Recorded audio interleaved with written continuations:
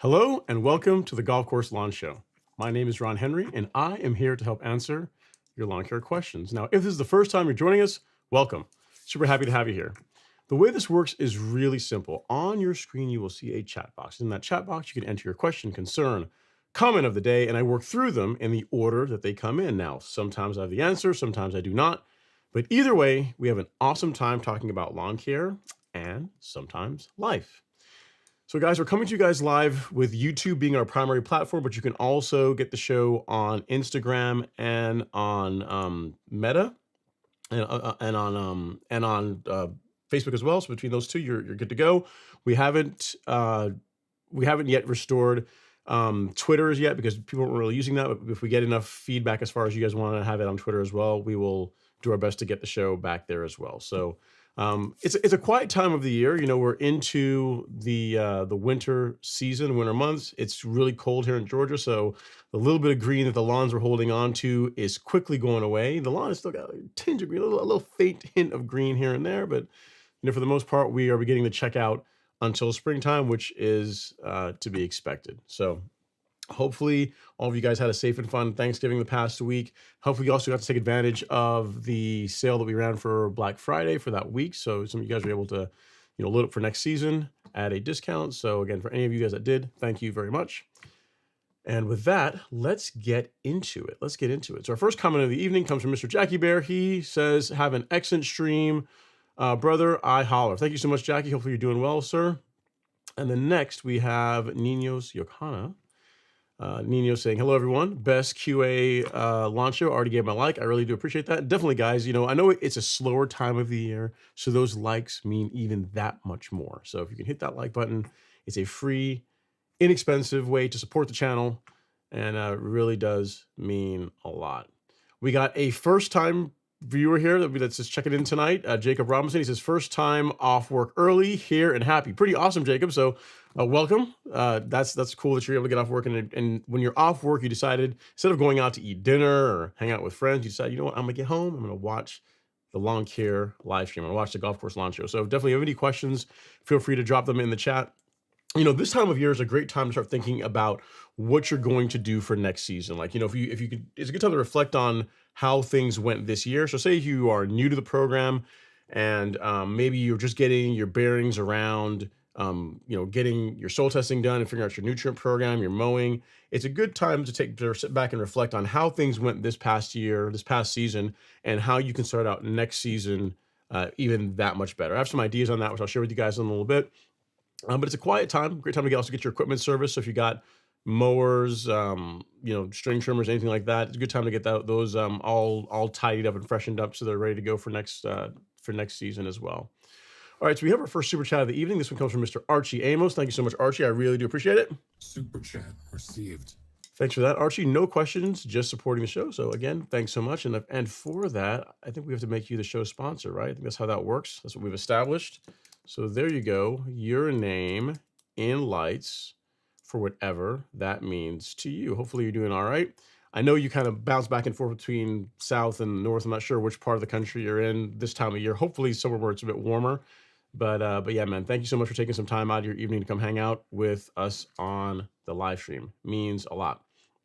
All right, next up we got Rob Schott in the live stream. He says, hey, Ron, I hope all is well. I tell my coworkers to watch. They stop asking me questions. LOL. Keep up the great work. Yeah, man, it's good. I mean, definitely, yeah, have your coworkers watch. I really do appreciate it. You guys watching means a lot, but also the way the show grows is also from just word of mouth. So, if you guys are getting value out of it, and you have friends or family that are looking to get, to up their lawn game for next season, they want that secret weapon to be able to get the tips, advice to make their lawn really the envy of the neighborhood. Definitely point them to the channel. So point them to the channel, to the show, to the store. We've got different ways for you to get the information you need. You can get question and answers live if you want to show up here on a Friday night. You can read the various blog posts that we've got on topics, based on feedback and questions you guys commonly ask. And obviously, we also have the YouTube videos, the shorts, all that jazz. So you got your way of getting whatever you need to get your lawn care questions answered. All right. Next up, Jacob Robinson. So see, Jacob is in here. He's definitely getting his time in. He's two questions, a two-part question. So question one is: Central Valley, California is around the low 40s at night and around the low 60s during the day. About a month and a half post overseed with blackout turf type tall fescue, as I just bought a new house. Congrats on the new house. Part two. What could I do the rest of the season to try and help my spring lawn be its best, as I'm going to overseed again then as well? Thank you. Great question, Jacob. So first of all, congrats on the new house and on the overseeding project. Sounds like it's working well. So really, for this time of year, there's a couple things I would say you can do. If you've not done a soil test, that is worth doing. So the one that we recommend is the one that we carry on the store. It's from My Soil. They're really easy to use. I always say that soil testing is some of the best money you will spend in your lawn care program. If you have a way of collecting the cores, these are like $30. If you don't have a way to collect the cores, you can get the kit that comes with the soil test kit and the tool, and it's like $65. But really, the best way to know what nutrient to apply to your soil or what you should be doing is by having the data. And the way you get the data is from soil testing. I always tell people, like, it's the best $30 that you'll spend literally in your program, because you're not guessing. So, I often get questions from folks saying, why is soil testing important? Why should you even bother with it? And the example that I always give is this, right? Like, if you're on a live stream on a Friday night asking about your lawn, you're probably pretty serious about it. You're somewhat competitive. You want your lawn to look its absolute best. So if we were going to figure out why soil testing is important, imagine if you had some kind of ailment, right? You had a really bad cough, you had something going on, and you went to the doctor's office, right? You went to the doctor to have them look you over and to get a treatment plan.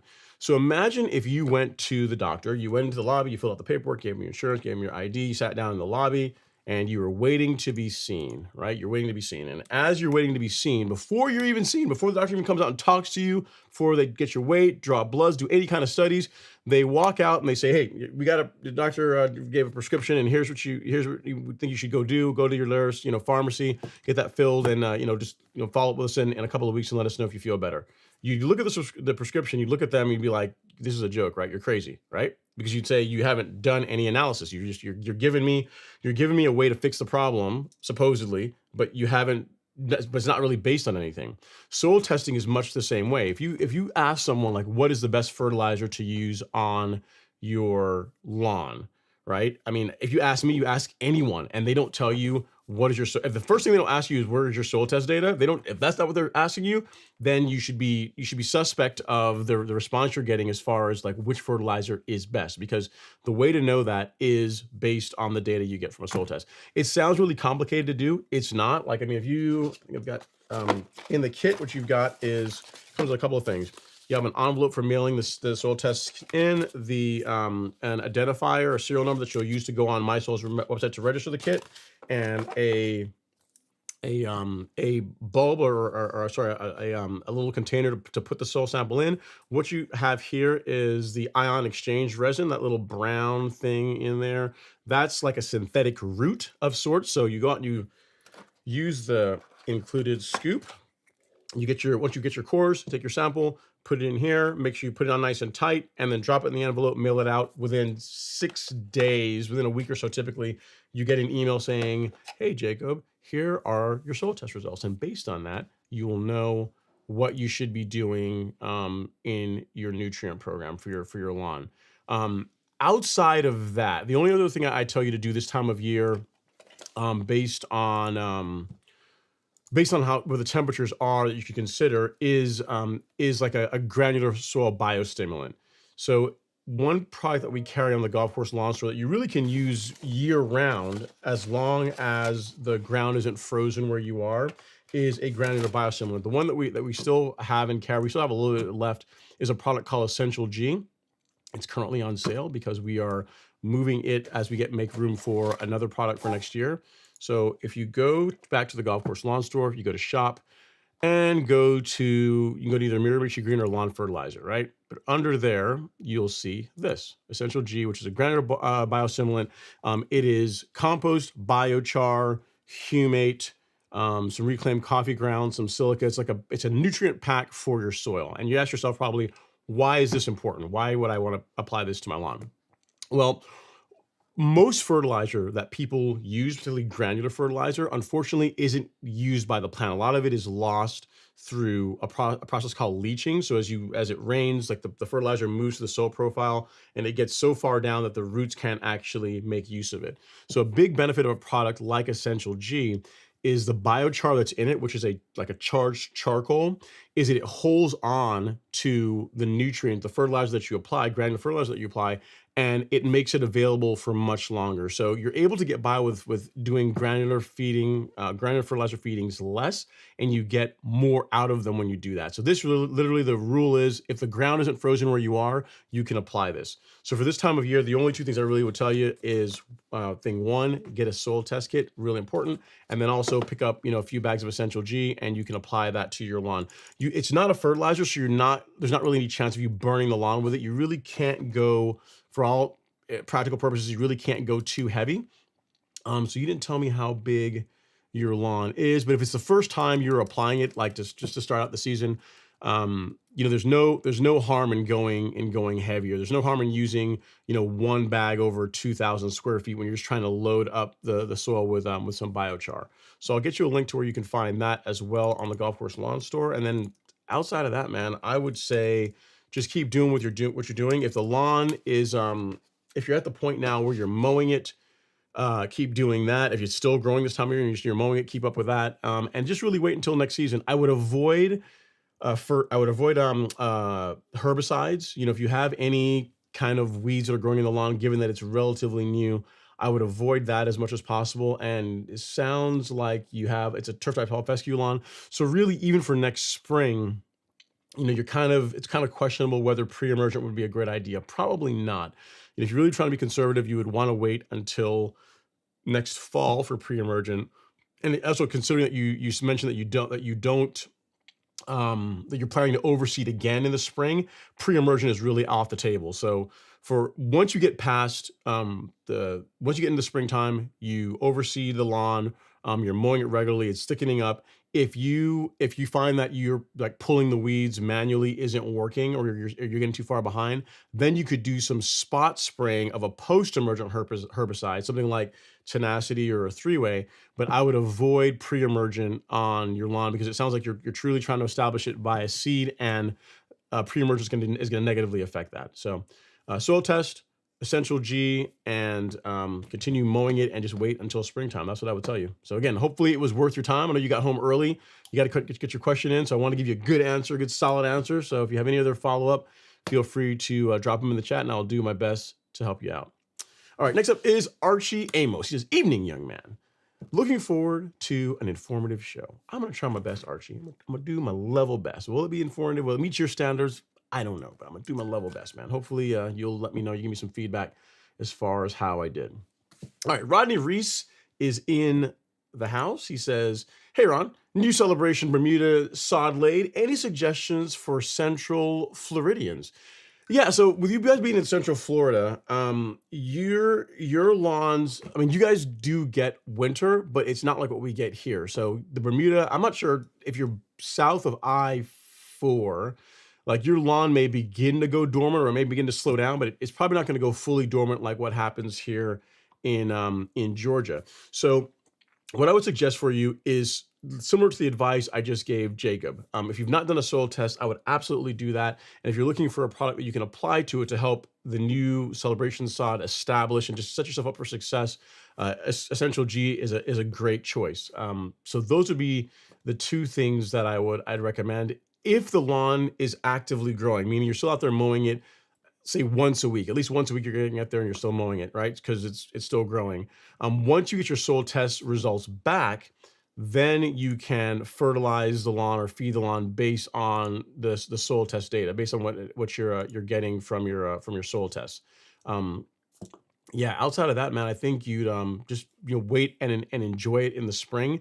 Given that you have Bermuda, you could do pre-emergent in the springtime if you wanted to. I would do prodiamine. What you might do if you're just trying to be a bit conservative, again, depending on how well it's rooted in already, is you could plan for doing a split application of prodiamine. Normally, I do one app at the higher rate, but if you've got you got new sod, and if you're just trying to be a bit more conservative, you could in the mid to late February timeframe, you could do a pre-emergent app, and then again in late April, you could do another application of prodiamine. That's what I would suggest for you. But really, soil tests of granular biostimulant. If it's still growing, continue mowing it, and then feed the lawn based on your soil test results, your soil test data. I'm gonna try and dig up a soil test here. I've got a bunch. I'm trying to find one that has some deficiencies in it so I can show you like what you could be looking at. Okay, yeah, so this is a good one. This is one that a buddy of mine, we did a soil test on his lawn a couple of years ago. This is from 2022. But this is what you can expect to see as far as your soil test data, right? So if we look here, you've got it showed in a couple different ways. You've got a bar graph, and you've also got whether it's measuring low, optimal, or high. So in this case, this soil test came from a lawn that was a new installation, new sod. And as you can see across the board, all the macronutrients, his nitrogen, his phosphorus, his potassium, all of them are low. Also, his micronutrients are also low. Magnesium, pretty much everything is low. So for a soil like this, if you're saying, hey, if you sent this to me and you said, hey, Ron, what should I do for a soil that looks like this?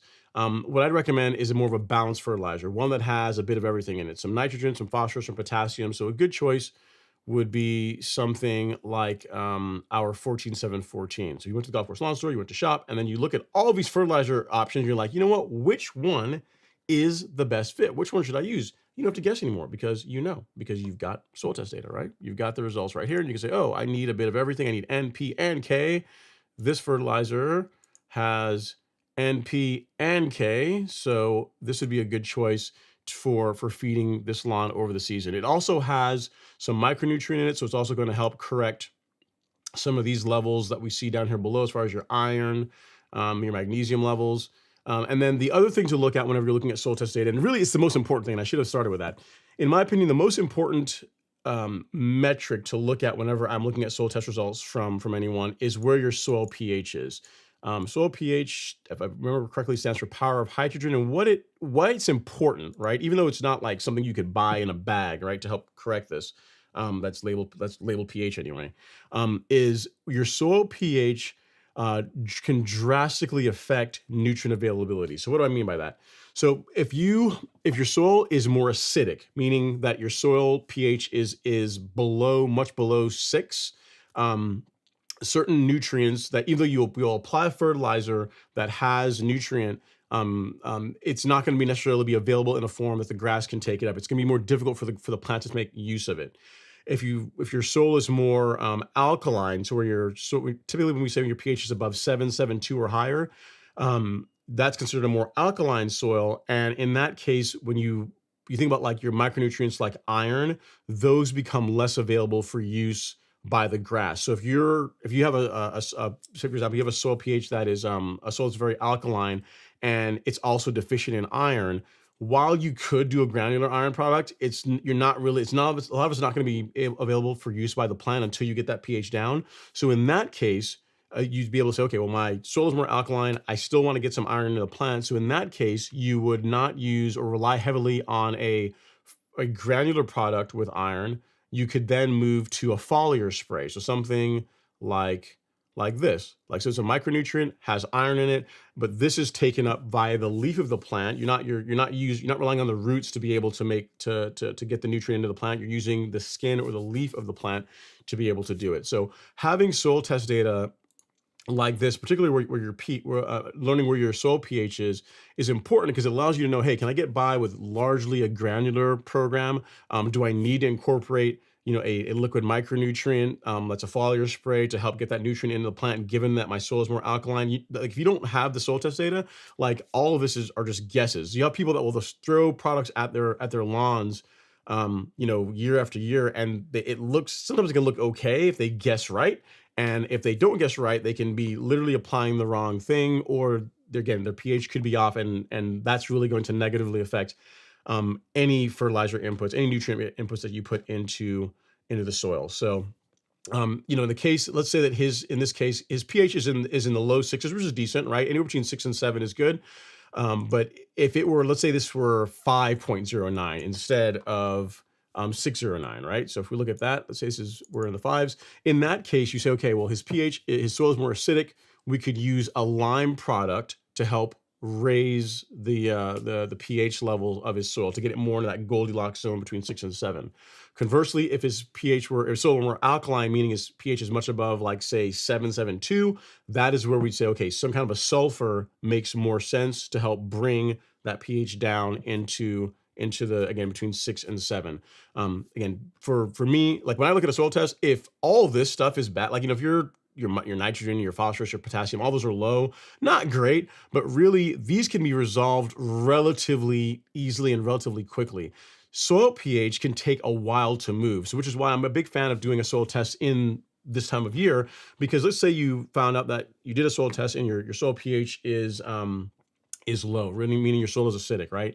You could do a lime application now, and then you're giving yourself several months for that lime to react with the soil and help bring the pH levels up. So it's a great tool. Again, soil tests are relatively inexpensive given the amount of valuable data that you get from them, and it's in my opinion, one of the most underutilized tools that we have for creating amazing lawns. So hope that helps, Rodney. Again, long answer to your question, but really continue mowing it, soil test. Essentially a good granular biostimulant, I would recommend that. And if you are still regularly mowing the lawn, you can consider feeding it with fertilizer. But it's really based on that. If the lawn's not actively growing, meaning it's slowed down, it's not really doing a whole lot. I mean, there's not a lot of reason to, in my opinion, to throw a lot of fertilizer at it. So you'll have to kind of determine that based on how your particular lawn is doing. So great question. Congrats on the celebration, Bermuda. It's a great grass, great cultivar, and keep it looking good. Mow it in good health. All right, Jason Harrison is here. He says, checking in.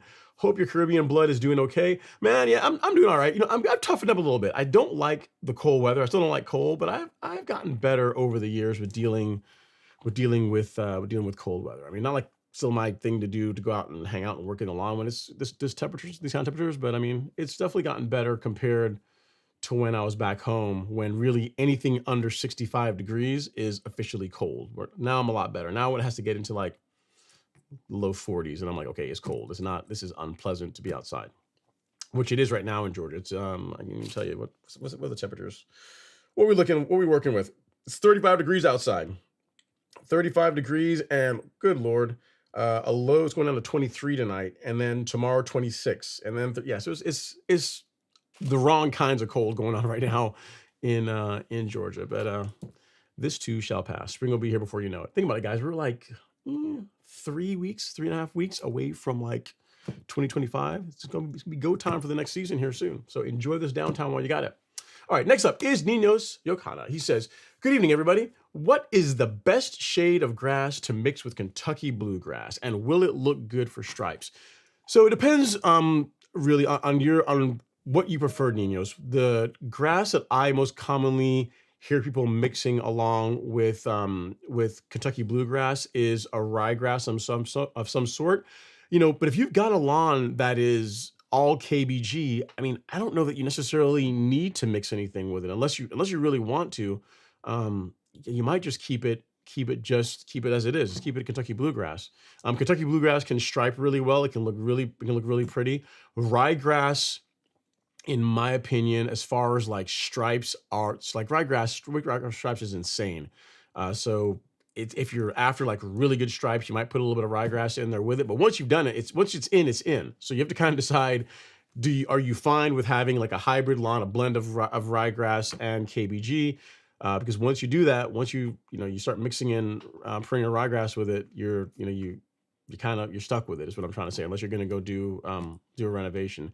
Again, Kentucky bluegrass stripes really well. Ryegrass, in my opinion, stripes better. If all you care about are stripes, ryegrass is all right. It's insane with how great the stripes look on a ryegrass lawn.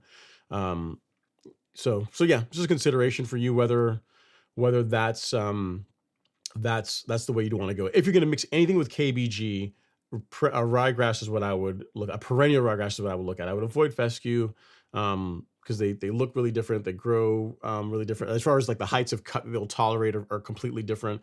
So if you ever want to plan to real mow at some point, then either sticking with Kentucky bluegrass or mixing a perennial ryegrass with it would be my best advice. That's what I would tell you.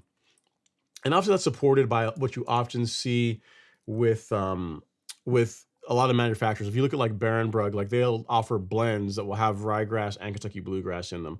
You will see some fescue and ryegrass blends, but those are far less common than ryegrass and KBG. So hope that helps, sir. I will tell you though, KBG can stripe really well. So here's what I would say. Why not just give it a season? Give it unless you've already made up your mind. Give it until, say, the fall. Let's see how it looks this spring. Mow it as strictly a KBG lawn this spring, this summer. See how you like it. And in worst case, you can always overseed with perennial ryegrass in the fall, and then you'd be good to go. So I wouldn't be too quick to go out and introduce another cultivar unless you've already decided that's what you really want. All right, next up is Julius Elias. He says, I'm helping my neighbor level his yard tomorrow. That's good, I guess. But I mean, you're leveling. I guess you must be in Florida or somewhere where it's pretty warm, because it's not traditionally the time of year when most people would take on leveling projects. Good on you for helping your neighbor, Julius. The thing I would tell you though is, like, even if you're doing this in April or May timeframe, is don't overdo it. Like when it comes to leveling a lawn, the mistake, in my opinion, that most people make is they go too heavy. Really, a 1/4 inch to 1/2 inch of material per 1,000 square feet is as heavy, in my opinion, as you want to go, because it's going to help the grass recover faster. It's going to grow through it faster. If you get any heavy rain, you're a lot less likely to have a bunch of washout and make a big mess. And the thing is, you can always do subsequent levelings if you find some areas that need some touch up. And fun fact, fun tip: there's always going to be some areas that need a little bit of touch up. So it's not like you're really hurting yourself by going a bit light. And if you're then questioning yourself and you're saying, well, how much material do I need? Like, what do I need for a quarter of an inch to half of an inch of coverage over 1,000 square feet? For most lawns, a cubic yard of material per 1,000 square feet works out really well. So depending on how, I guess you guys already have it because you're doing the leveling work tomorrow. But if you were having leveling material delivered and they were asking you how much you want, if you had a 2,000 square foot lawn, you get 2 cubic yards of material, and so on and so forth.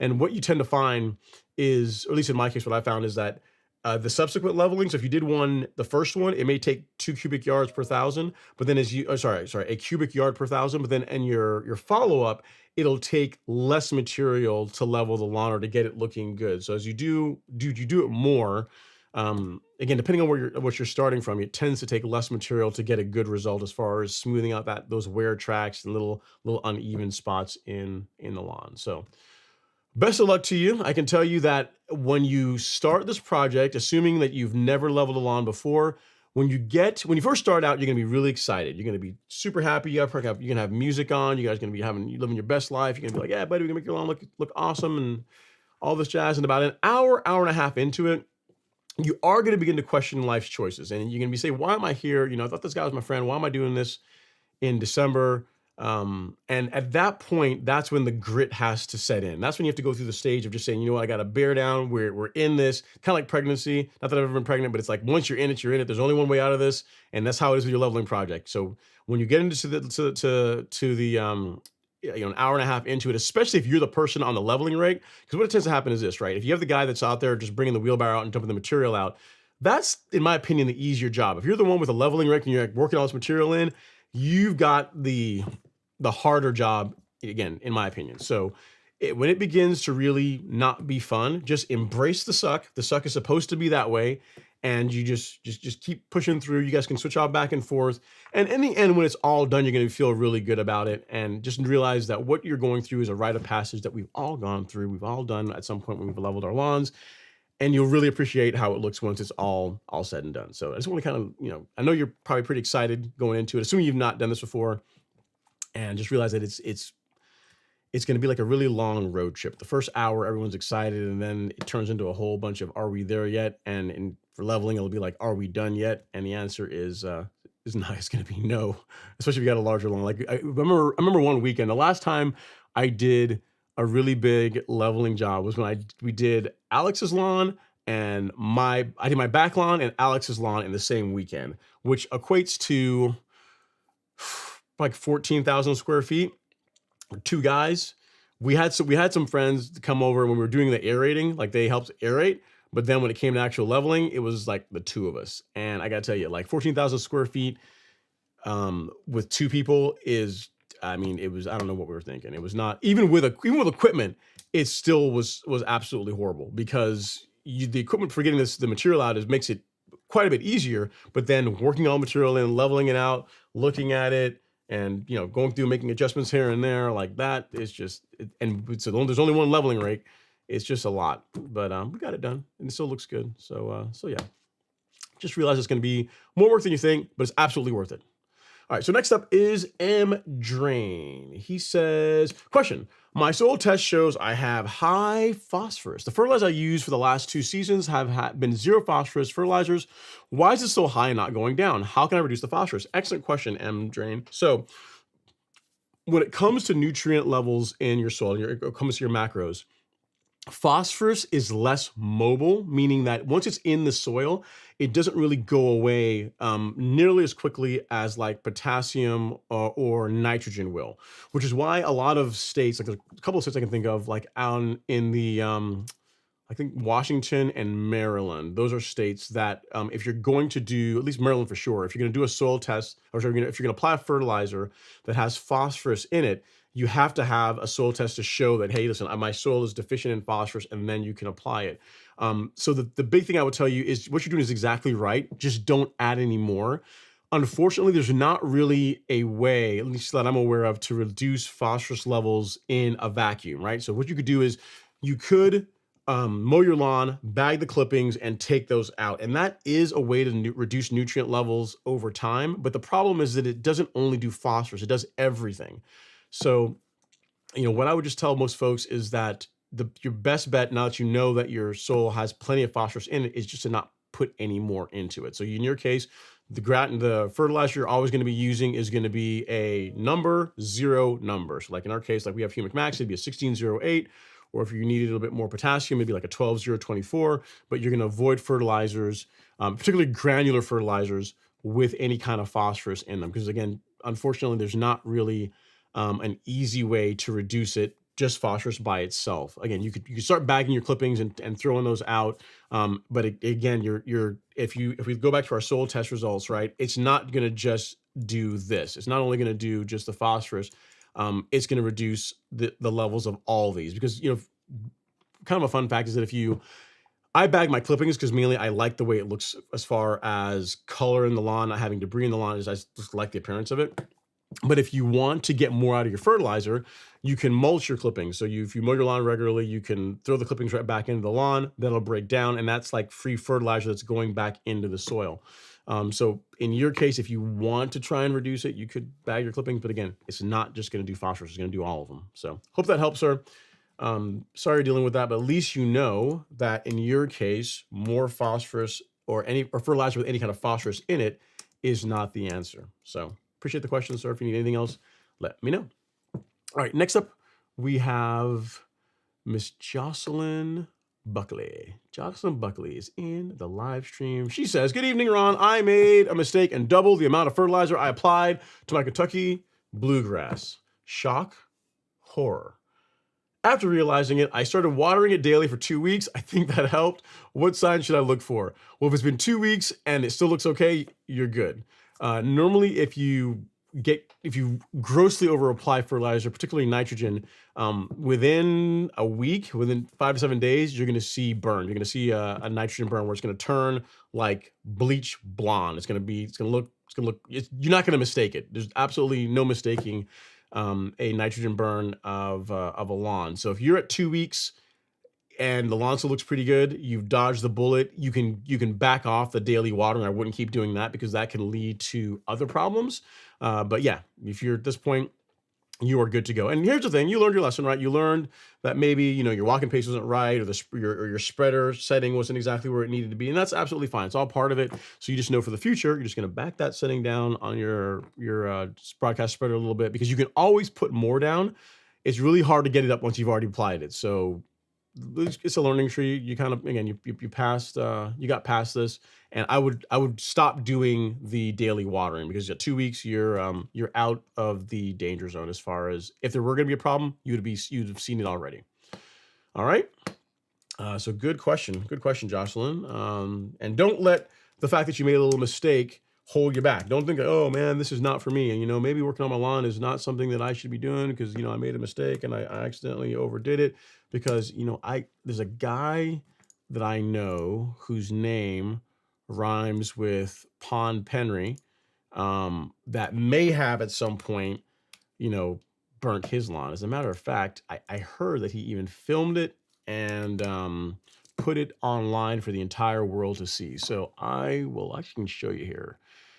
Yeah, this is from 2018, so it's been a while. It's been 6 years or so. But in August 2018, if you want to see what fertilizer burn is going to look like, this video will show you. So actually, I'll link it here at the bottom so all folks can benefit from it. How does burn look?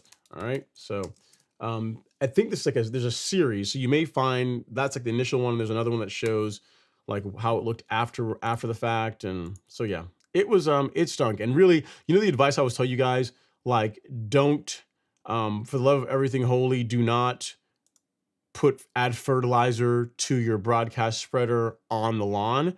this is why I tell you not to do it. Like this video that you're about to watch right here is why. So whenever you're applying, like granted biostimulant, something like Essential G, that's okay.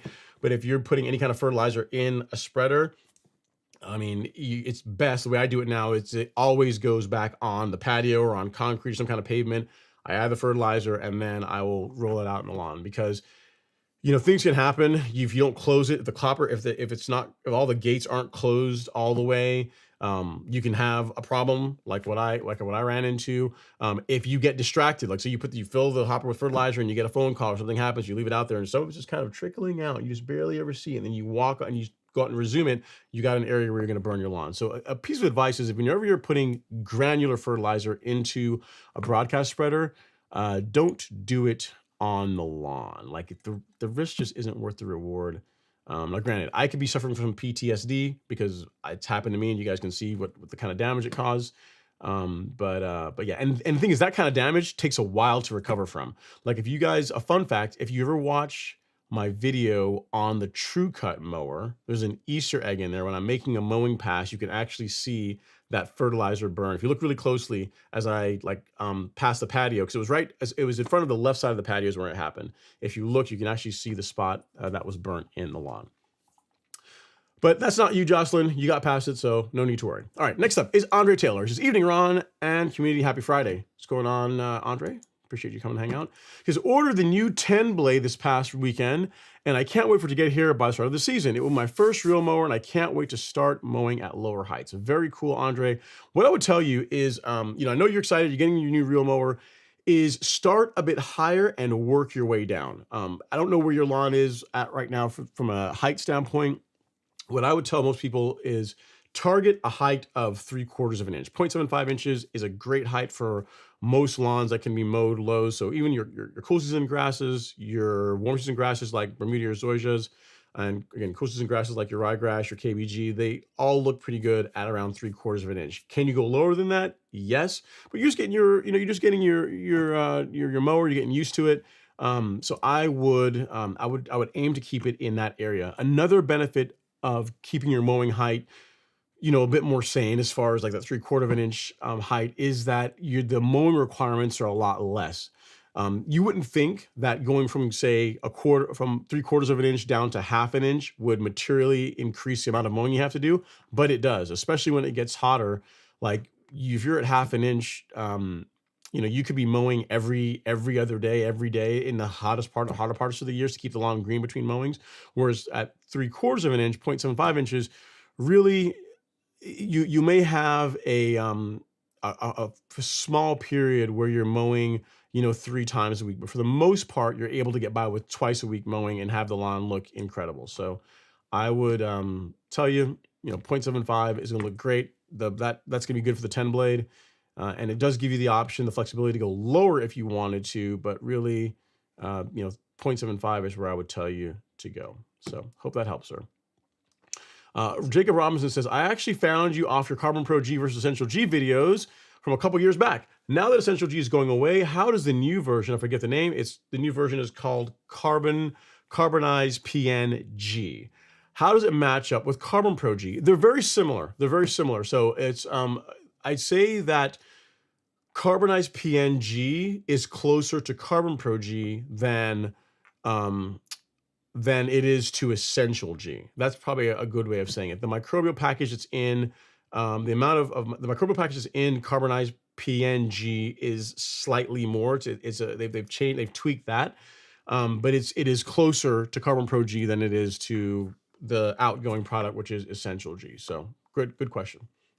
And he said, thank you so much. Very much appreciated. No worries at all, sir. That is what I am here for.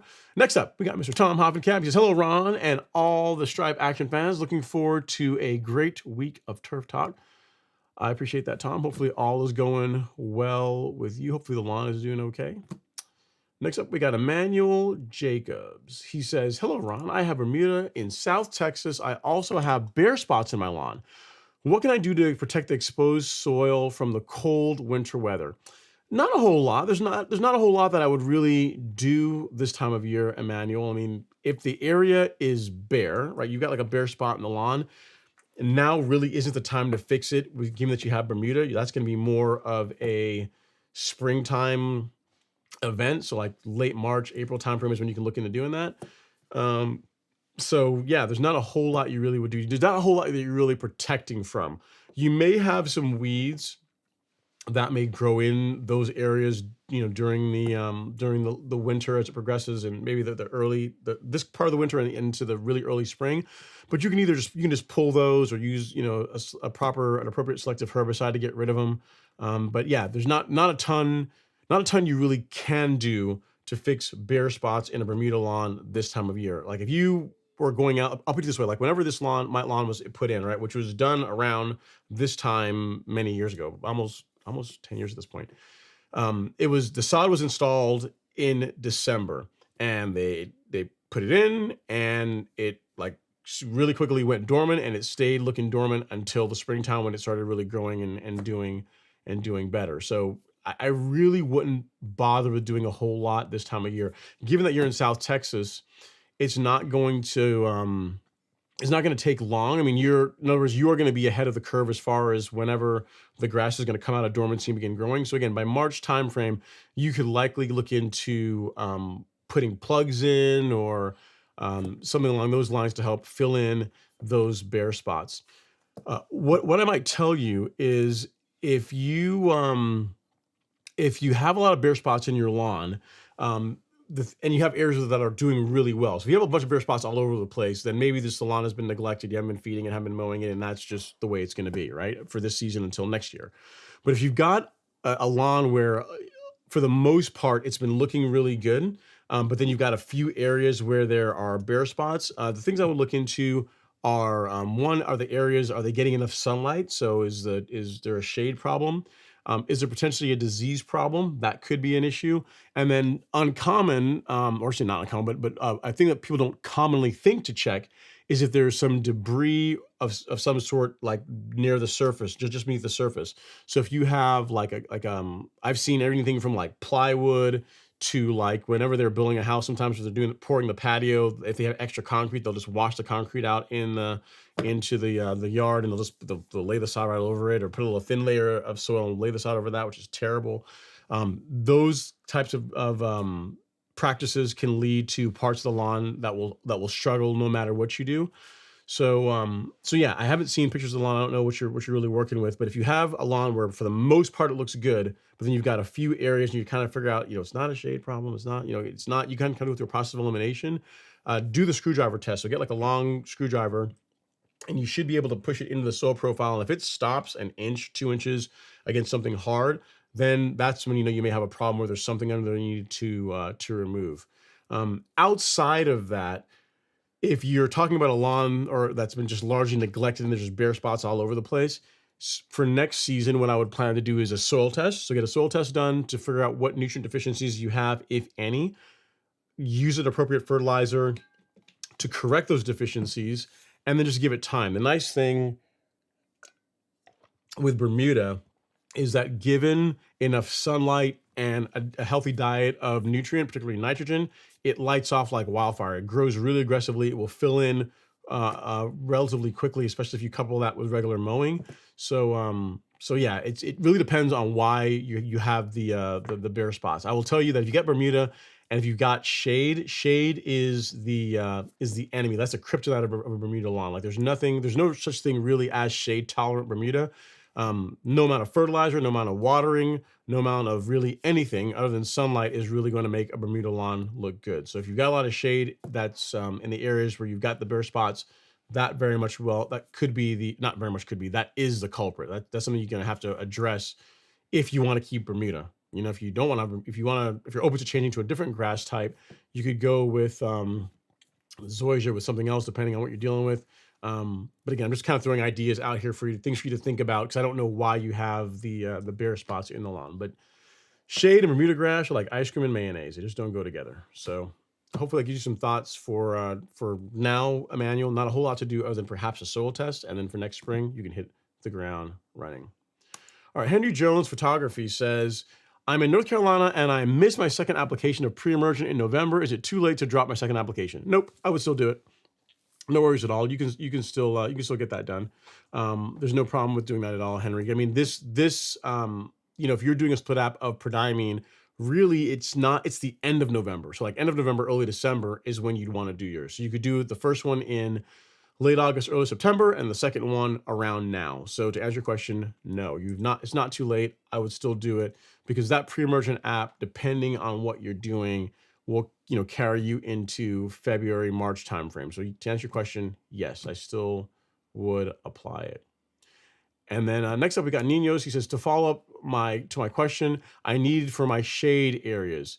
Yeah. So then, depending on how much shade, I mean, ryegrass does a bit better than KBG. But if you've got a lot of shade, you may have to go to like a fescue or something. Ninos. It really depends. So even ryegrass is a bit more shade tolerant in most cases than KBG. But really, if you're talking about a lot of shade, that's when you may have to look into a fescue. So it really depends. I think I've seen pictures of what you're talking about. I think you sent me pictures and you had some trees. And from what I remember from those pictures, like the canopy was relatively high. Like there's a big trunk and there's a lot of, like, I didn't see like a low canopy. So I would think that area should be able to get enough sunlight once we get into the time of the year when it's hotter, the days are a bit longer. I would imagine it would do okay. So of the grasses, I would still tell you that if you're going to overseed, I would still lead with like a ryegrass, because if you ever plan to real mow, like ryegrass and KBG both can be cut at lower heights that are, that are typical for real mowing. If you do a fescue, you really need to cut those a lot taller for the grass to really do well. So yes, hopefully that helps, sir. I think I remember the area that if it's the area that I'm thinking about is the one that you sent me in the pictures, then that should be okay. I'd imagine that even KBG is not doing well there, but I mean, ryegrass, I imagine, should do fine.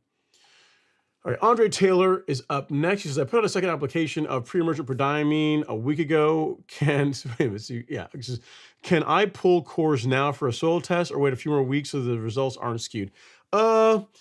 Yeah, because you've got a little bit of potassium in there, Andre.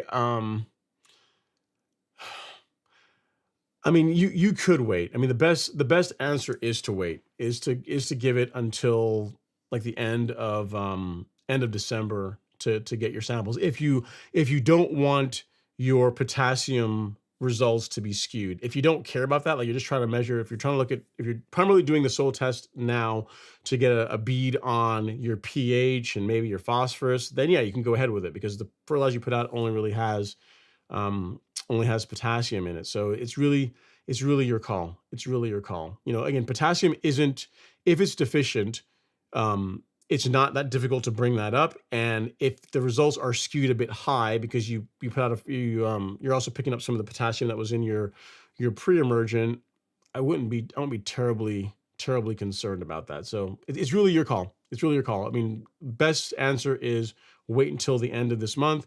But given that the product that you're referring to is the only nutrient it really has in it is potassium, so your results that you get for like your calcium, your sulfur, all your micros, as well as for nitrogen and phosphorus are going to be accurate. You may have to ask yourself whether or not you want to wait or not. It's either way. I'm fine with it either way. All right. Next up is Jared George. She says, "Hey Ron, apologies for being MIA. Inexcusable. So I had some busy days lately. Question: I know dormant sodding isn't unheard of, but what about dormant plug-in? I have not seen that work well, Jared. Sod, I've seen sod done this time of year with Bermuda. My lawn is a good example of it. But I wouldn't go out and I wouldn't plug a lawn this time of year. I really wouldn't, because here's the thing: in either case, the lawn isn't really going to begin growing a whole lot until the temperatures get warmer. So you're not really buying yourself a lot. You know what I mean? If in other words, if you were going to sod a bit early, you could wait until like late February when we're moving away from cold weather into the warmer part of the season, warmer weather. If you're going to do plugs, same thing. While you could do it now, why not wait until you are further away from the really cold weather to where the trend is going to be more towards warmer weather? You're not really getting a lot, in my opinion, by doing it now, because the lawn isn't really going to grow a whole lot right now. Like Bermuda is not going to grow at all really this time of year. So I would personally, I would wait just from a standpoint of the effort, and you have less chance of losing the plugs that you're going to be pulling out of other areas of the lawn. There's not just really a whole lot of advantages, in my opinion, to doing it now. So hope that helps, sir. I'd wait till February-ish time frame, early March, and you're not going to really lose anything by waiting. Hopefully that helps. And you said, I have some Bermuda areas I don't care about taking from, but will be pulling it while dormant and plugging it, even work while dormant, kill those plugs. Yeah, like I said, you are much more likely to not have them root in than if you waited until, again, like late February, early March. Like there's not really a whole lot of upside to doing it now. Does not really. There's really more negatives to doing it now than waiting until late March. Sorry, late February, early March. So I would just wait, man. I wouldn't buy unless you just really if you want to do it as an experiment, go pull one and move it over, and then you'll look at it in like late February, early March, and it'll look exactly the same way it did right now. Only it might be dead. So I would just I would just wait. But if you want to go do one, you need something to do, Jared, then I'm not gonna hold you back. But I just wouldn't get your hopes up too high. All right, next up is Gene DeWolf. He says, I got my soil test results back and my pH is 5.67. I want to apply Magical Lime now. However, the label says apply during the growing season. My Bermuda is dormant. Should I wait till March or apply now? You can apply it now, Gene. It's not going to hurt anything. Again, we're using Magical to help raise the pH. So yeah, you can apply it now. You could apply Magical. You could apply a calcitic lime or dolomitic lime.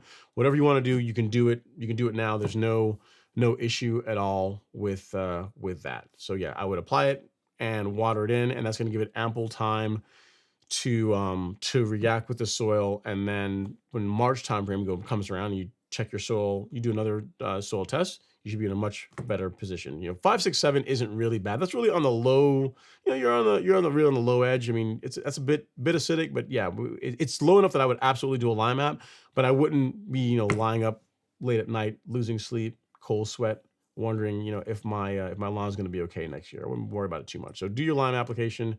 And you can always measure again late winter, early springtime, and see where you are. All right, next up is Jason Mahan. And guys, if you guys are enjoying the show, I know it's a quiet night. It's in December, and we're talking about like lawn care. So I know it's not exactly the time of year to be doing it. But if you guys are enjoying the show and getting some value out of it, hit that like button. It's absolutely free, costs you nothing at all. It's a free way to support the channel, send good vibes to YouTube, and get more folks that have nothing to do on a Friday night or are interested in how they can improve their lawn for next season to come hang out with us and participate. So hit that like button if you've not done so. Really would appreciate it. All right, next up is Jason Mahan. He says, good evening, Ron. Received my fall soil test results and my pH is at 7.02. Well, my sulfur is off the charts in the 70-ish range. Not sure why my sulfur is so high and my pH has gone up over the summer. How should I address the two? Of the two, in my opinion, Jason, the pH is the more important. Now, 7.02 is on the higher end of the ideal zone. I mean, you're not at 7.2, so you can apply. I can give you a sulfur product that you can use to help bring that down. Because in other words, while your sulfur might be showing, well, it might be reading higher, a sulfate, which is what you would use for lowering pH, for acidifying the soil, like that is more important in my opinion. So you could use, hang on, sulfur. I used to have this up all the time, but I recently updated my computer, so all my links are all jacked up. But I've now found it. Okay, yeah. So this right here, this is what I would say to this is what I would recommend using. Again, at 7.02, you could do like 10 pounds per 1,000. I really wouldn't go crazy heavy with it because you're not off the charts high. You know what I mean? Just a little bit will to help bring you down is really all you would need. Because again, of the two, your pH is going to have, your pH being out of whack has a much has a greater negative effect on your nutrient program than your sulfur and it on itself being a bit high. So this is the product that I'd recommend, Jason. You can get it off of Amazonia, and that's what I would roll with. Again, 7.02 isn't that bad, especially if you haven't been really feeding the lawn, not been fertilizing the lawn. Depending on the kind of fertilizer you're using, like the salt that's in fertilizer can also have like an acidifying effect in the soil, can help bring the pH down a bit. But if you want to do a light sulfur app, I really wouldn't be opposed to that. All right, next up is Jonathan Camarado. He says, I enjoyed the Black Friday sale. I was able to save some money on some items. I'm focusing on soil quality and leveling next year. Thanks. I like it, Jonathan. Yeah, I mean, you got to figure, right? That like chasing, well, I was tell folks is like chasing an amazing green lawn directly is like chasing having a six pack directly, right? Like you want to have like, a lean physique, and you want to have like a six pack, and saying all I want to care about when I go to the gym is getting a six pack, right? When really, like much like a great lawn, right? A good physique is built with like consistency, a good nutrient program more than anything else. Like if you want to get lean, what you eat really is more important. Um, and the same thing is true for you. If you're trying to get an amazing lawn, focus on the stuff that the grass grows in, which is the soil.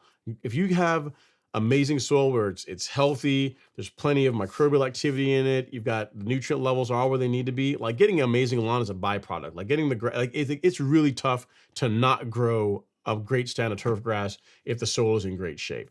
But if you just are just throwing things at it just willy nilly, not without any kind of a plan to try and get a great lawn, and it's just you're chasing your tail, and in the end, you're not going to have results that are consistent. So yeah, I'm glad you're able to take advantage of the sale, and focusing on soil quality and leveling are great goals.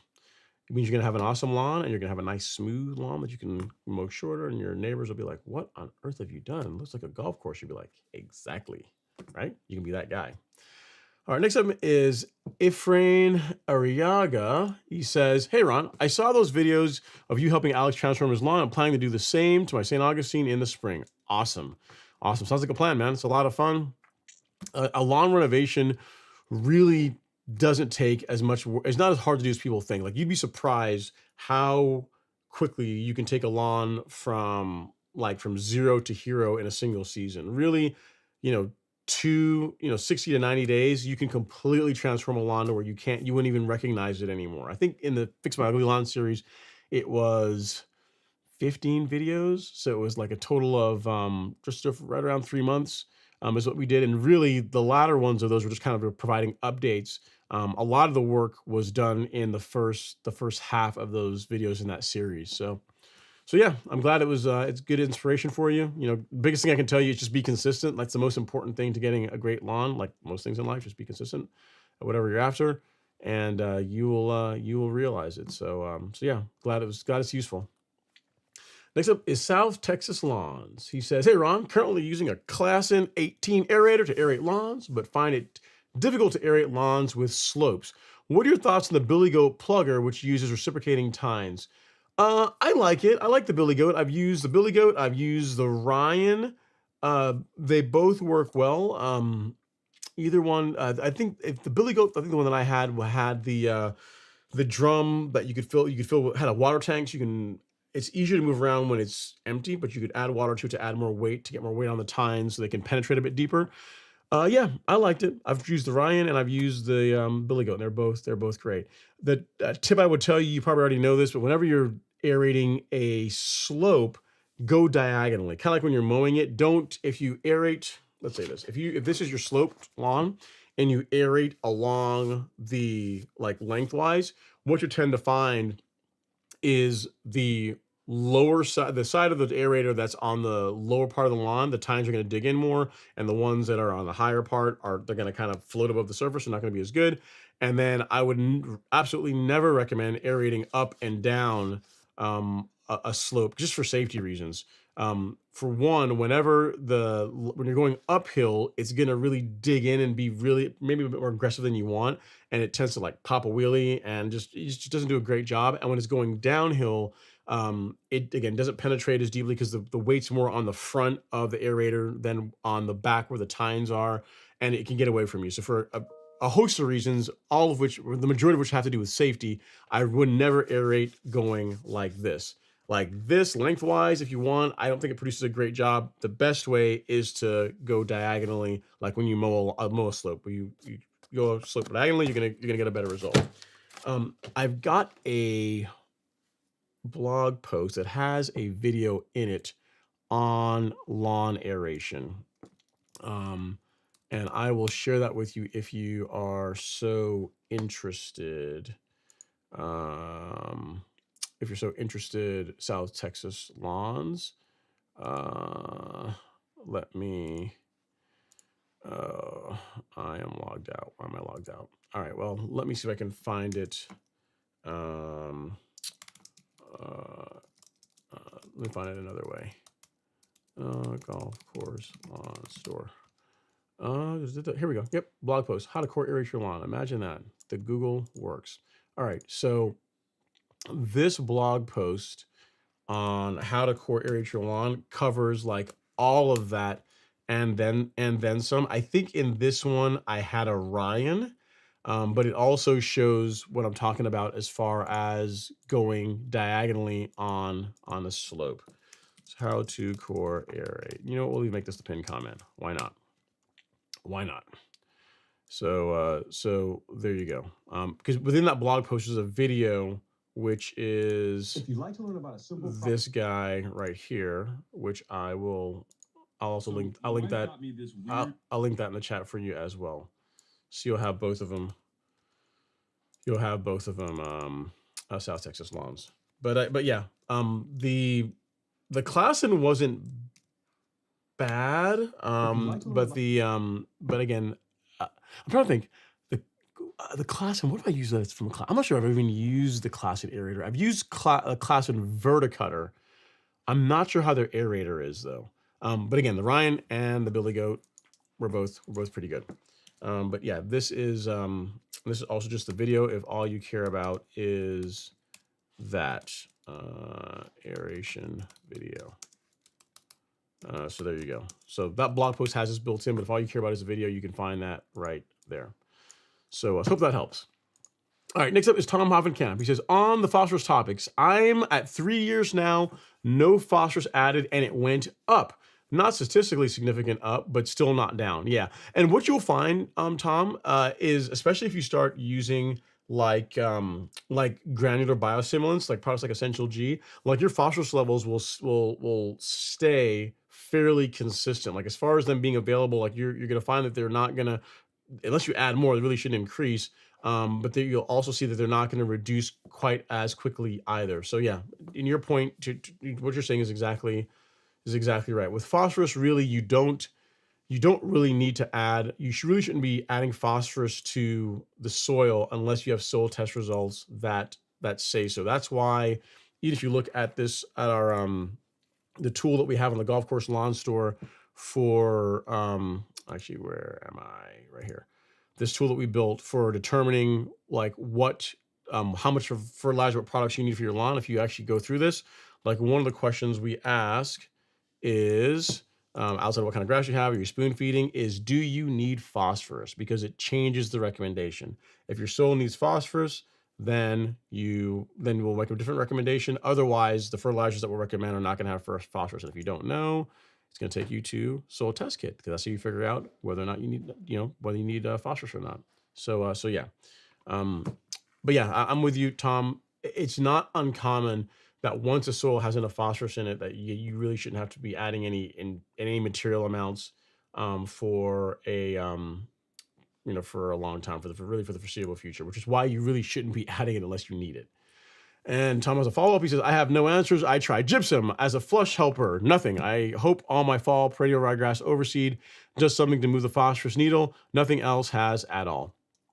I really wouldn't worry about it too much, Tom. I mean, it kind of is what it is. But just the thing is, you have the data to know that you don't want to be using a granular fertilizer that is going to be adding more P. You don't want to be adding more phosphorus to the soil. That's the big thing. I mean, do you say that you get a soil test that is always perfect, where the results are exactly what they need to be.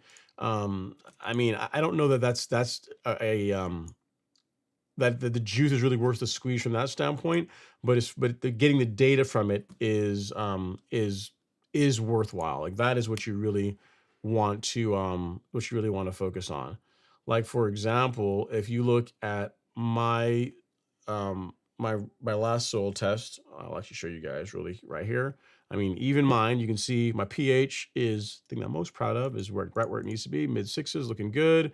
You know, your N and phosphorus, like a lot of you guys, is high. My potassium is measuring a little bit high on my soil, but everything else is about where I like it. So I mean, to shoot for everything being perfect, again, not necessarily worth the squeeze. The big thing is that you just want to have the data to know things that you shouldn't be doing. So like you, Tom, like the other gentleman, like I don't need to be applying a granular fertilizer that has phosphorus in it because I've got plenty in my soil as it is. All right, next up is Jocelyn. She says, okay, thanks. I checked out your fertilizer burn video. I'm good. Yeah, like I said, believe me, Jocelyn, if you get it wrong, there's no mistaking. Like you will not miss a fertilizer, any kind of a chemical burn. Fertilizer burn, if you overdo herbicides, it's going to be pretty apparent relatively quickly that that you done messed up. So if you're 2 weeks in and it's still looking pretty good, you're good to go. You could stop with the daily watering and you'll be just fine. Shelby Amos is in the house. He says, long time Ron, sorry I haven't joined recently. QQ, too late for pre-emergent for Bermuda in Fort Worth, Texas. Quick question. If not, what's the easiest, best to put down? It's not the ideal time, but is it too late? No. You're still going to be better off applying a pre-emergent now than not doing anything at all. You're still, if your lawn has had Poa annua in the past, you're likely going to get some in the spring, even if you apply it now, but you will get less if you apply pre-emergence. The answer is, to answer your question, is it's not too late. The optimal time? No, the optimal time would have been like September, but unfortunately time machines aren't a thing. So, or fortunately, imagine the kind of chaos you could have if we had time machines. But yes, the second best time is tomorrow. So as far as options, I'll show you a couple. If you go to shop and then weed killer on the golf course lawn store, you've got Bermuda. So the pre-emergent that I'm a fan of for warm season grass, especially this time of year, is Spectacle Flow. The negative to Spectacle Flow is it is not cheap. That they are proud of it, and they're proud of it for a reason, because it's an amazing product. If your budget will swing it, Spectacle Flow is what I would roll with. Because you're late in the season, I would just apply this at 0.20 ounces per thousand, and that's really going to be it. You're going to be done with pre-emergent until till springtime. So that's a good option. Second option would be prodiamine. You could use that. Prodiamine would be a good choice as well. Either one of these, again, Spectacle is by far the best option for pre-emergent, especially a fall pre-emergent. And then prodiamine is a good choice if you're looking for something that's a bit more budget friendly, but you are going to have more breakthrough with prodiamine than you will with Spectacle. So what I'll do is I'll link the pre-emergence here in the chat for you. And then you should have what you need to be able to make the decision. Again, Spectacle is what I use on my lawn. And again, I've tried a bunch of different ones. I'll tell you my story on pre-emergent. Is I have done prodiamine. I've done just prodiamine by itself in the fall. I've done dimension by itself in the fall. That's probably my least favorite. I don't really like dimension in the fall. I have done, and I'll tell you, so dimension worked okay, not that great. Prodiamine worked better than dimension in the fall, but also still had quite a bit of breakthrough as far as weeds. Then I tried out a couple of concoctions. I used a product that used to be available in smaller quantities, but now you can only get it in 2.5 gallons, assuming it's even still available. Is a product called Coastal, which is 3 herbicides. It's prodiamine, Princep or Simazine is the active ingredient, and then Image or Imazaquin. So prodiamine, Simazine, and Imazaquin. And what that is you have 2 pre-emergents and basically a post-emergent, with the goal of it being like a poor man's Spectacle Flow. And it worked better than prodiamine alone, but not as good as Spectacle Flow. So I've tried So I've tried that product, which is like a combination product. I've done it where I've done it myself, where I bought prodiamine by itself. I've got Princep by itself. I've got Image by itself. And I've played with the rates using like making my own concoction at different rates. And again, it worked pretty well. It worked better than just prodiamine by itself. But then once I got Spectacle and used that, there was no need to use anything else ever again, because it's incredible. Like really, it's expensive, but really it's expensive because it's the best stuff. You're really not going to do better than that for a fall pre-emergent. So again, if your budget permits, that is what I would roll with. If not, prodiamine isn't a bad choice, but you are going to have some breakthroughs. So I'll say fall pre-emergent for Bermuda. So there you go. Or for any kind of warm season grass. They're all there. So hope that helps, Shelby. Next up is Tutrilla from Manila. He says, "Hey Ron, and happy Friday. I'm planning to spray my final app of Spectacle Flow this weekend to finally cap off the season and give my neighbors much needed break." Wait a minute, give your neighbors. So wait a minute, you're that guy that, I know you have your lawn looks really good, but then you're the one that you kind of annoy the neighbors and look at you like, oh my God, he's out there again working his lawn. You're the one that makes everybody else. So I know what it is. You know what you are? You're the guy that starts a chain reaction mowing, right? You probably go out there and you start mowing, and we've all done this. You guys know what I'm talking about, the chain reaction mowing, right? You go out to mow, and obviously you're doing it because it was on your schedule and you're ready to mow. This is your day to mow. And then you're out there mowing, and then maybe 20 minutes later, you hear like the neighbor fire up their mower, or someone across the street fire up their mower. Like they're kind of piggybacking off of your schedule. Like we've all, on some level, I've been guilty of that too. But I mean, you guys know what I'm talking about. So you're probably that person, Tutrilla. You're the one starting the chain reaction mowing. And this time of year, you're just the guy that's out on the lawn making your neighbors, making them mad. They're like, man, this guy will not give it a rest. It's 30 degrees outside. Why are you still messing with the lawn in Georgia? But yeah, you have to assert dominance throughout the entire season. You have to let them know that, hey, listen, if you guys want this, you want the title of like best lawn on the street, you gotta bring it, man. You gotta bring it. I'm not letting it go. I put the work in all year round. Very, very cool. All right, Colin's in the house. CPIMS, he says, "What's up, Ron? Hopefully your Friday has been well tuned in for good turf talk." Thanks so much, Colin. Hopefully you're doing all right. I appreciate it. And then you said, "I must say, I am surprised by the compliments I've been getting on my lawn lately. Even though it's officially going dormant, it's starting to turn color a bit. They still think it looks good." I mean, are you really surprised though, Colin? I mean, let's think about it. Let's be honest. If you look at how much time you spend on your lawn, in addition, I mean, let's talk about just the mowing, the fertilization, the whispering sweet nothings to it, looking at it with adoring eyes, all the love and affection your lawn gets. Is it really a surprise that your lawn looks better than the other lawns in the neighborhood? Now granted, I can get it. It's probably not up to your standards. Like you look at it, and like most people like me, like probably like everyone else on here, you look at your lawn and all you see are all the bad parts about it. But is it really surprising that your lawn looks better than the folks that just mow their grass more so that it's a chore versus for the love of the chase? I think not, man. I think you got to give yourself more credit than you do. You got to give yourself more credit than you do. Your neighbors are, right? That's one of the best compliments, right? Kind of like when you work out a lot and you think, man, I'm not really losing any weight. I'm not getting more fit. And then someone that hasn't seen you for a long time says, hey man, you've been working out. You look better. And your lawn, you look at your lawn, you're like, you've been doing something. Your lawn looks really good. You're like, I guess I've been working on it, but I stare at it all the time. So all I see are the problems. But yeah, I'm glad to hear that it's doing well. And you said, then I'm like, you think this looks good now? You got to see it. It's prime time of spring, summer. Yeah, man, I like it. And then Shelby says, Ron, what happened to the long pause after lemonade sip followed by There are rules here, sir. I get it. I got you, Shelby. You know what it was? Someone made a comment about it. They were laughing. I think one time, what was it? I was reading a comment from someone, and they said, what did they do? They did, I think I know what it was. They were leveling their lawn, and they said, hey, yeah, I went out and I leveled my lawn. I went like an inch and a half material down. It's made a big mess. And I went like this. I was like, kind of like, with like, I told you so. I told you not to do that type voice. And after that, it's been more conscious of that, 'cause I don't want to, make people feel bad if they, they make a mistake like that in their program. But that was a couple months ago. Someone mentioned it to me, and I got a pretty good laugh out of it. And I thought, oh man, probably hurt the person's feelings. They were trying their level best, and they overdid it.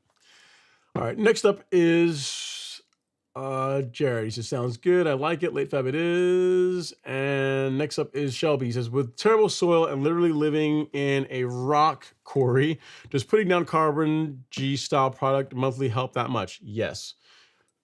I have been for 3 to 4 months now and plan to continue. Yes, it does. Absolutely helps. Absolutely. Especially when you're dealing with a soil, like in your case, more so than a soil that's reasonable. Like, if you got like a more of a rocky soil or a soil that just like you're not dealing with quality, like a quality foundation to start, then yeah, adding a rich material is going to be even more beneficial than a soil that, like, in other words, if you were in, I don't know, like Hawaii, right, where like a lot of volcanic soil, really rich soil, that's really just good for growing. Are you going to get benefits from using something like Carbon Pro G or using Essential G? Yes. Is it going to be as good as like a lawn in Georgia, or in your case, a lawn built on a rock quarry? Not you're going to get a lot more benefits out of it than someone that naturally is in an area where the soil is great for growing. All right, next up is Julius Elias. Says, where can we get the merchandise for Christmas? Are you talking about like shirts and stuff? The merch store, actually, you know what? Let me get this up. I will find it for you guys. The merch store is right here. Merch.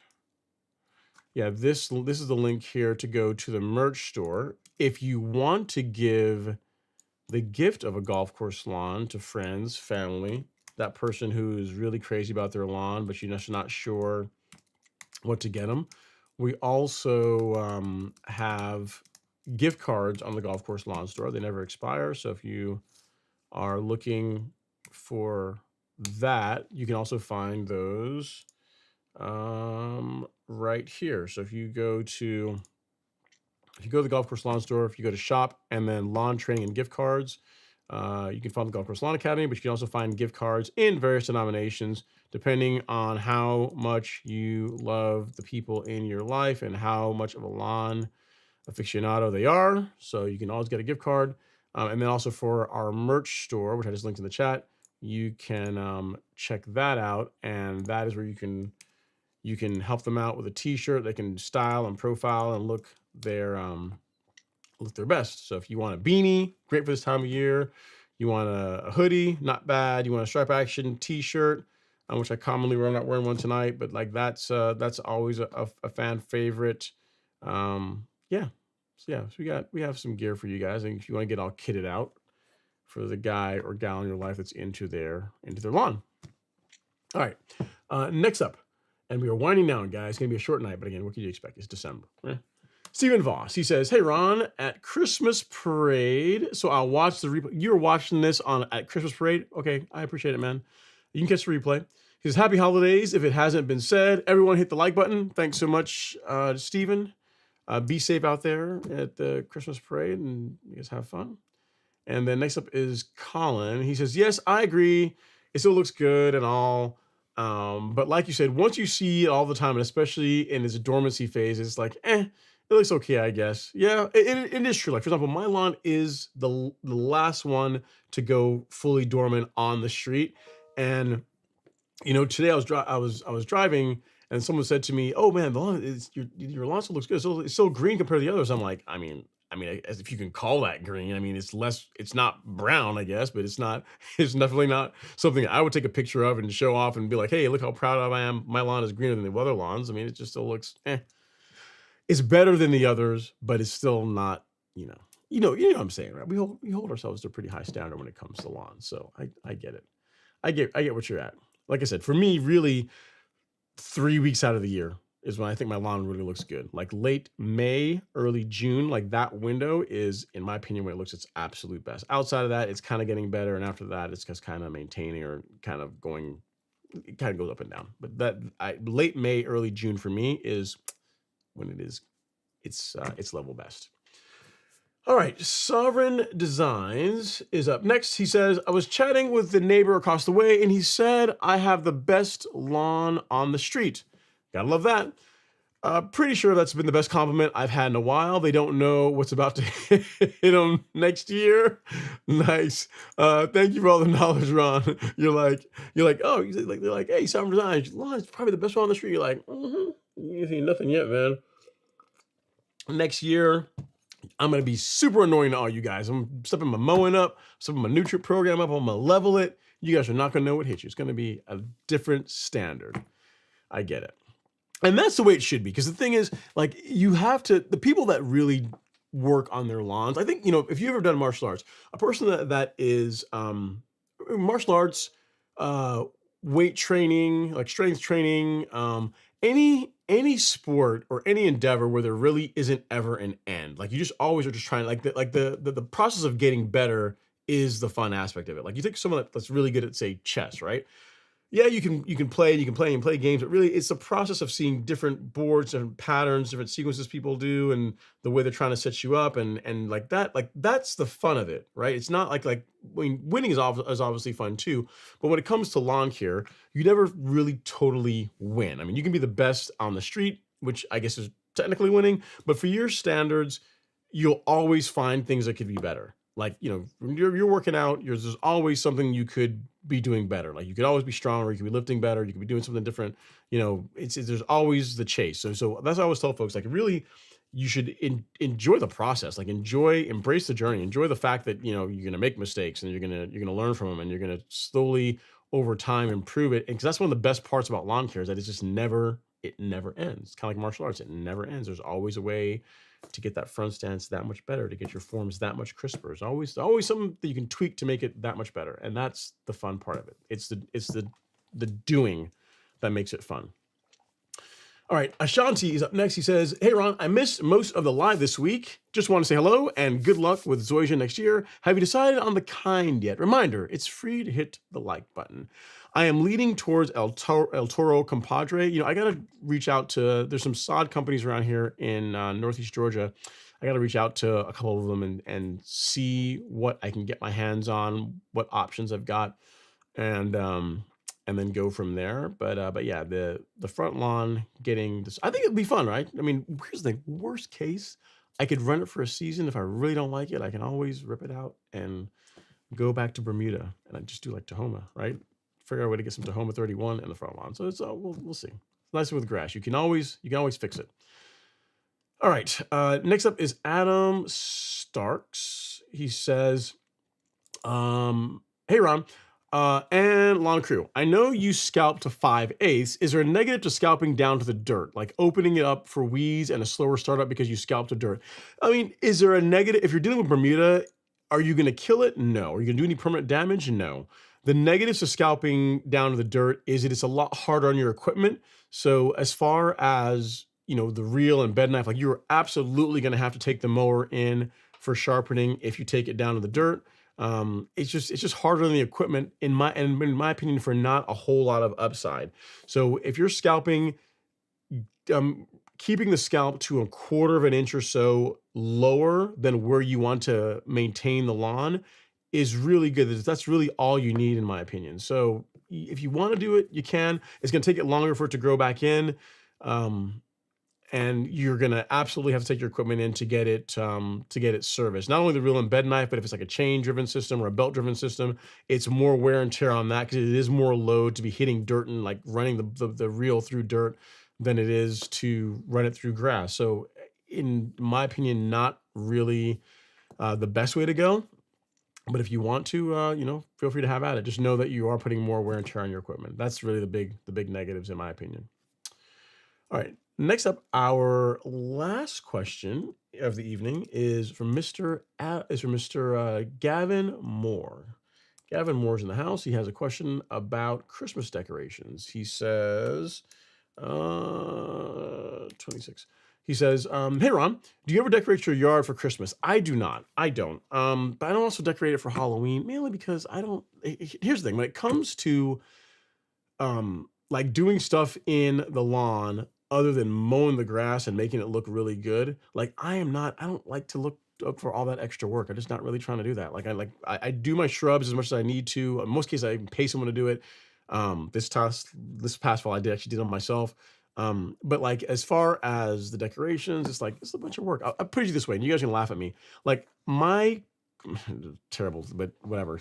My Christmas tree has been up for like the last, I don't know, 8 years, 8, 9 years. Like it's literally the only thing that changes with it is all the decorations come off of it, and then they go when it comes like this time of year, they go right back on, and that's it. And it's cool because it's in the dining room area, so it's like an area where you would normally have to put like window shades or something, but the tree kind of acts as like a privacy thing, right? So use that as an example. You're talking to a guy that while he is passionate about working on his lawn, like you talk about mowing grass, I love mowing grass, love mowing my lawn, love working on it, but I don't really like doing like shrub work. I don't like dealing with flower work, and I don't like doing Christmas decorations and Halloween decorations. Just sounds like a bunch of extra work for me because you have to go set it all up, and then you got to take it all down, and you got to store it, and it's like, just too much. Like I said, you're talking to someone that the Christmas tree has been in the same spot like the last 8, 9 years.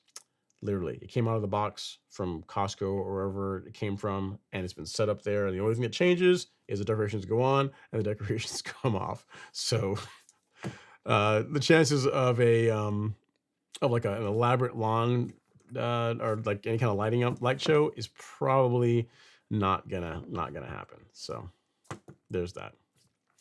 All right, Simple Cash Offer is up next. He says, I missed the last fert I was going to put down was a 22.2, and growth regulator. Is it too late? LOL. It's going to be 50 degrees Sunday and Monday.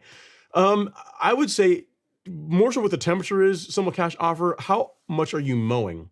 If you're still regularly mowing the lawn, you could feed it. But I mean, Indiana, you've got to be pretty close to having snow, right? I would think, because I mean, here in Georgia, we're in the 20s and 30s. I can't imagine Indiana is that much warmer. And even if you may have like a warm snap where like on Sunday and Monday, it's going to be in the 50s, probably every other day it's in the 40s and 30s. So I wouldn't, I'm leaning towards no as far as your fertilizer application this time of year.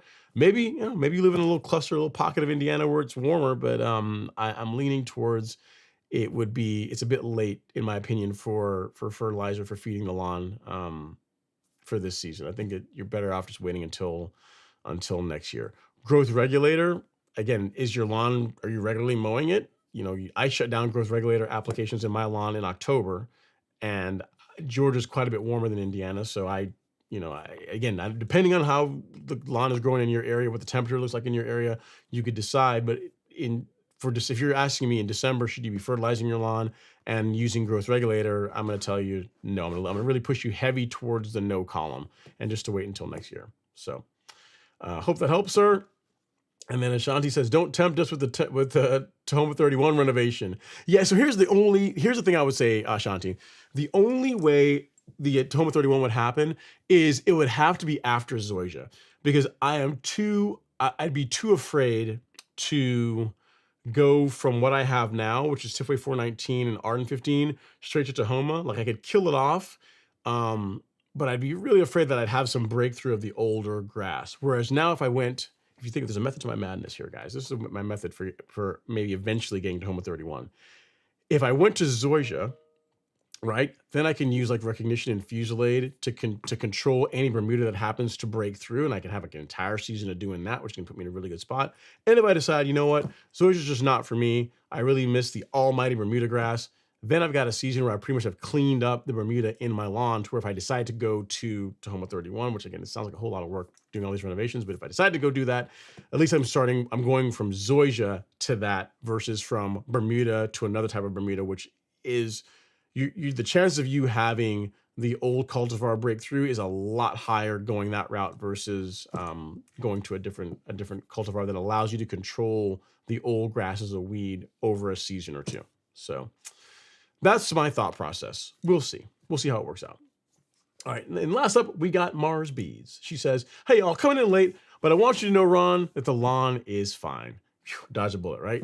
If you remember, I thought I put down too much 12-0-24, but I guess not. Phew, yeah, I mean, I can tell you, within a week, you're going to know But a week ago, no, you had this issue, and then also I think Jocelyn also had the challenge with over applying the fertilizer. But in both your cases, dodged a bullet, you're good to go. The nice thing about the 12024 is that there's quite a bit of slow release nitrogen in that. So, unless you grossly overdo it, the chances of you having an issue with burning the lawn is pretty small. So glad you dodged a bullet. Glad that it all worked out, and you now have that knowledge. You can file it under the not going to do that again. I'm going to back my spreader setting down a little bit, and you'll be good to go for next time, right?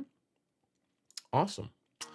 Well, guys, gals, on that bombshell, we will cue the outro music. And again, thank you guys so much for showing up on a Friday night in December. I know there's other places you could be, and that really this time of year, there's not a whole lot going in the lawns, but at least we can plan, we can scheme, and get ready for next year so that we can make our lawns the ones that are the envy of the neighborhood. That's the ultimate goal, right?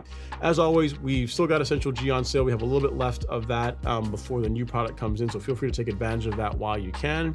And for anything else you're looking for your lawn care program for next year, we've got, we're fully stocked. We're good to go as far as getting you guys all the tools you need to create the lawn of your dreams. Again, thank you guys so much.